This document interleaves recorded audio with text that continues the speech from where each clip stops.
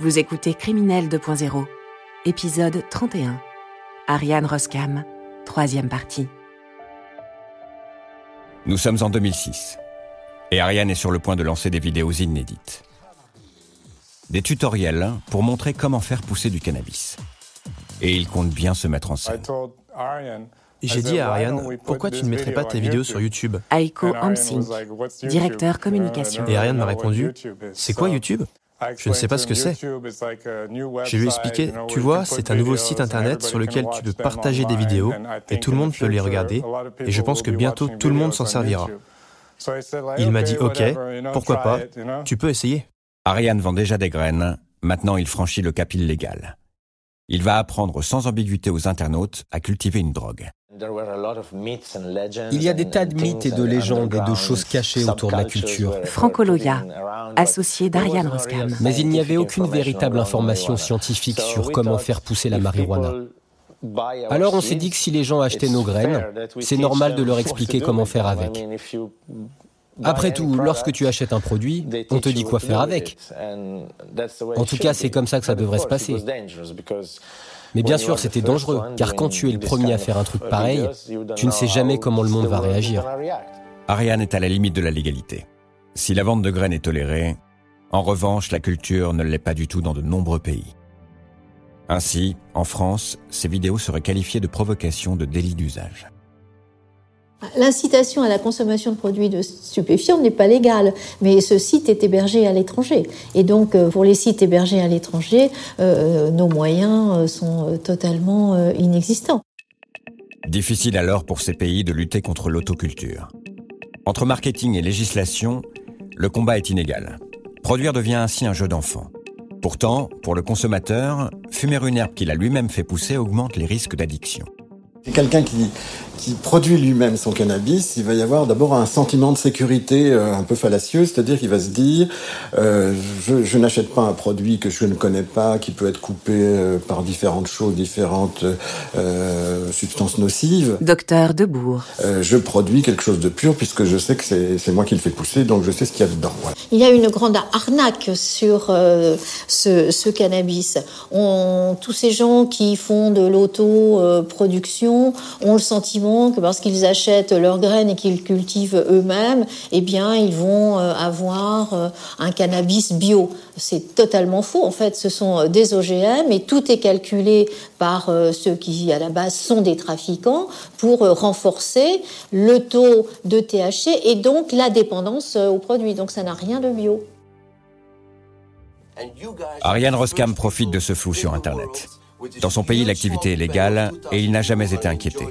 Mais ses clients, eux, risquent beaucoup. En France, faire pousser ses graines, c'est s'exposer à une peine allant jusqu'à 20 ans de prison.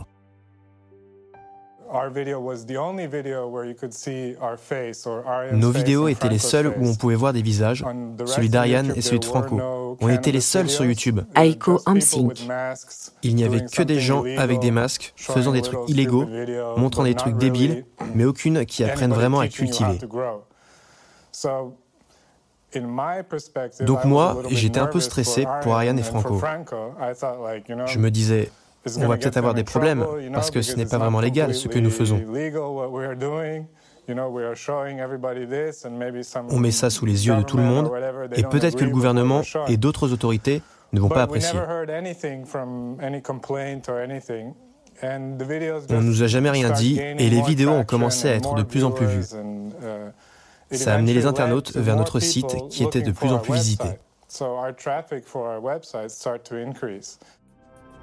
Ariane profite de ce succès et de cette tranquillité pour lancer 3 nouveaux sites sur Internet. Cela n'a rien d'anodin. Il vient en réalité de bâtir un système économique très abouti. C'est un peu comme un triangle. Joachim Helms, associé d'Ariane Roskam. Tu as d'un côté les coffee shops et de l'autre la banque de graines. Et pour le dernier, tu as Internet et les célébrités. Tout cela marche ensemble et chacun rend les autres plus forts. Chacun de ces coffee shops rapporte environ 3 millions d'euros par an. Ces sites Internet sont très rentables. Ariane a donc suffisamment d'argent pour se bâtir désormais une légende. Celle d'un aventurier qui sélectionne les meilleures herbes du monde.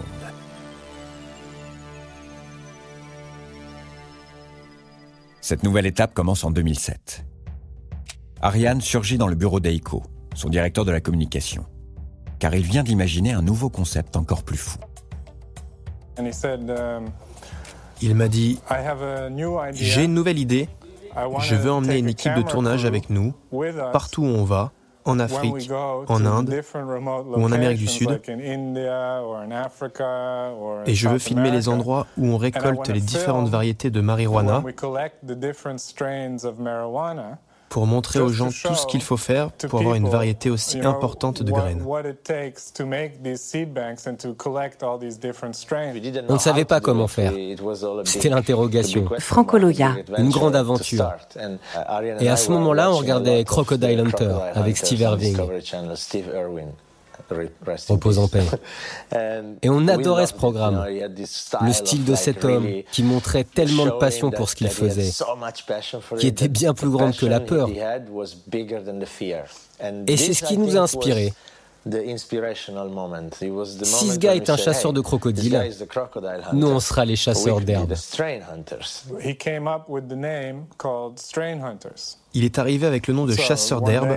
Un jour, il m'a dit « On part la semaine prochaine, on va aller au Malawi, on a besoin d'un logo, chasseur d'herbes. On va avoir une voiture, on a besoin d'un logo pour la voiture, on a besoin d'une équipe de tournage. » Il est temps de montrer au monde qu'on est vraiment parti de rien.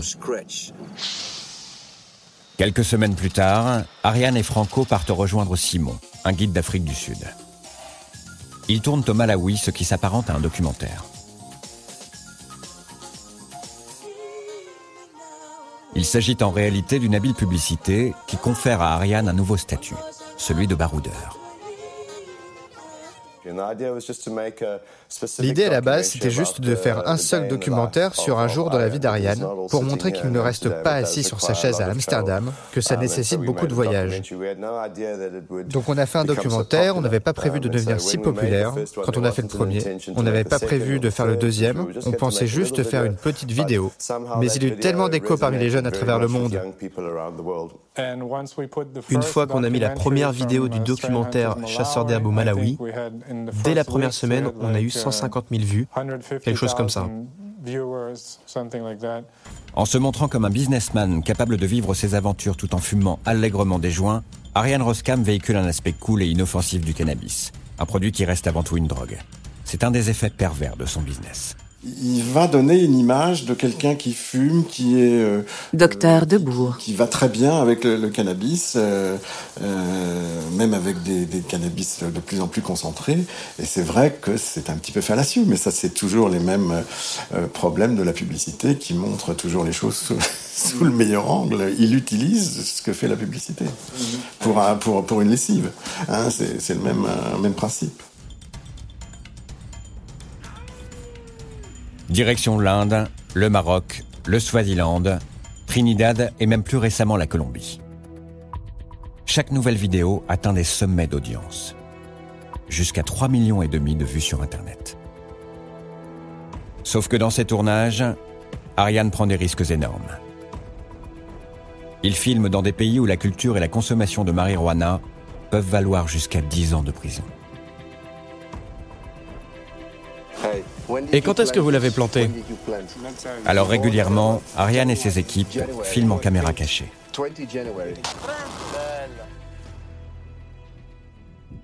Mais la principale difficulté concerne certaines personnes interviewées.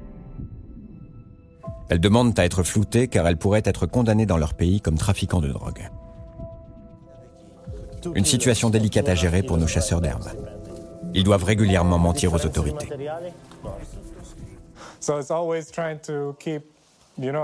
On essaie toujours d'être discret sur le tournage de documentaires pour que les gens ne sachent pas ce qu'on prépare. Parce que c'est dangereux pour la sécurité de tout le monde. Parfois, c'est vraiment dingue parce que rien ne se passe comme prévu. Il y a des contrôles de l'armée, des gens qui essaient de confisquer des caméras, ou des gens sur place qui veulent savoir quel genre de documentaire on fait. Et un jour, Ariane a répondu « On fait un film sur les oiseaux ». Et le gars a dit « Oh super, c'est ma passion. Quel genre d'oiseau vous venez filmer ?»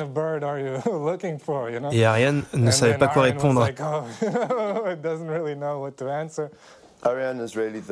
Ariane est vraiment le cerveau de Strain Hunter.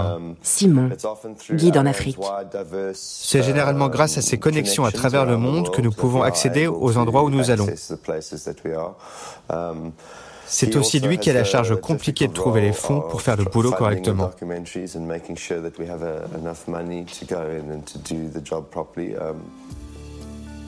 Ariane profite de sa nouvelle notoriété pour lancer toute une collection de produits dérivés.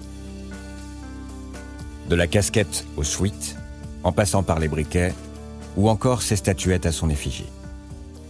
C'est vrai que ces films qui circulent sur Internet, toutes ces choses, ça vient très clairement aider dans son business, quoi. Arnaud Aubron, président du directoire au Courrier International. Aujourd'hui, c'est quelqu'un qui est connu, que les jeunes fumeurs connaissent, admirent pour certains, parce que c'est vrai qu'on le voit là dans ses aventures, en train de marcher dans la jungle pour chercher de l'herbe. Et je crois que ça correspond vraiment à quelque chose qui est assez demandé aujourd'hui et assez valorisé. Donc c'est vraiment le roi du marketing jusqu'à la mise en scène de sa propre personne. Une mise en scène savamment huilée autour d'une substance dangereuse dont la culture et la consommation sont punies en France. Il a bien saisi toute l'importance de l'image, toute l'importance du storytelling. Laurent Appel, journaliste et membre d'Asud. Très très fort en storytelling puisqu'il se met en scène dans différentes situations et il évolue en fonction. C'est-à-dire qu'au départ, il fallait apprendre aux gens à cultiver en intérieur. Donc ça a été Ariane le petit jardinier. Il s'est mis en situation du petit jardinier, machin, et tout, Et puis, quand il a fallu amener encore de la nouveauté, il raconte une nouvelle histoire qui est Ariane, Tintin reporter, au pays du cannabis magique, et il part sur la route et il va amener les gens là où ils n'auront pas forcément ni les moyens financiers, ni les contacts, ni le courage d'aller. Il fait de la pure com, c'est du pur storytelling, c'est plutôt bien fait. Et ça lui a fait encore augmenter son aura et son prestige au niveau international. Ce prestige est acquis, il ne faut pas l'oublier, par le biais d'une activité certes lucrative, mais considérée comme criminelle dans la plupart des pays du monde. Mais le principal intéressé, Ariane Roskam lui-même, réfute l'image d'un homme d'affaires calculateur. Il ne serait pas le roi du marketing. Il aurait même, comble de l'histoire, des vertus philanthropiques aussi cachées qu'inattendues. Les gens disent que je suis le roi du marketing, mais je vais vraiment dans la jungle. Je vais vraiment chercher mes produits dans la jungle. Ariane Roskam. Donc à tous les gens qui disent que je suis le roi du marketing, les autres sociétés ne sont jamais allées là-bas. Ok ? Et ils disent que je suis le roi du marketing ? Eh bien je vais aussi dans la jungle et je risque ma vie. Je vais dans les zones très dangereuses en Colombie avec mes jeunes enfants. Là où personne d'autre ne va. Et je montre aux gens à quel point les locaux là-bas dépendent de la marijuana. Donc nous sommes pour la régulation, et peut-être même pour une légalisation. Mais moi, Franco et les équipes de Greenhouse, avec notre fondation, on s'inquiète vraiment pour les gens en Afrique, vers l'Équateur en Amérique du Sud et aux Philippines par exemple. Qu'arrivera-t-il à tous ces gens qui dépendent de la marijuana ?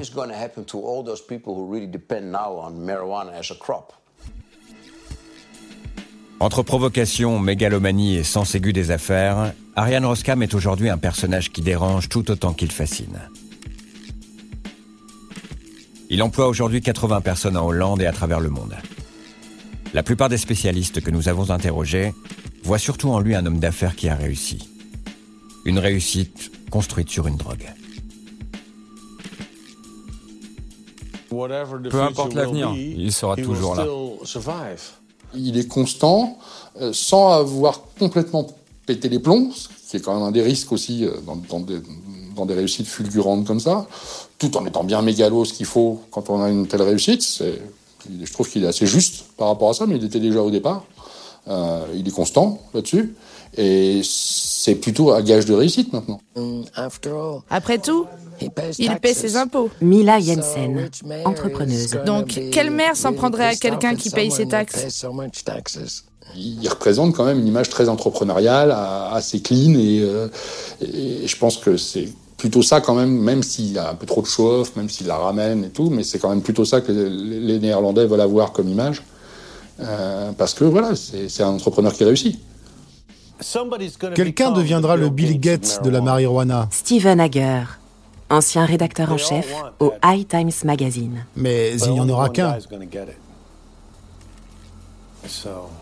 Est-ce que ce sera Ariane ? Peut-être.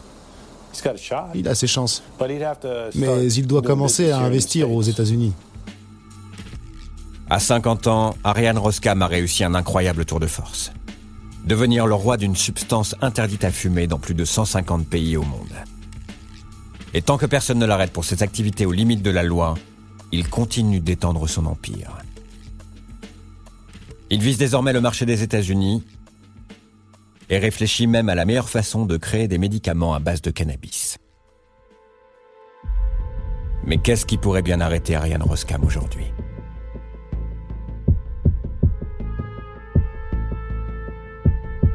Vous venez d'écouter Criminel 2.0. Si vous avez aimé ce podcast, vous pouvez vous abonner sur votre plateforme de podcast préférée et suivre Initial Studio sur les réseaux sociaux.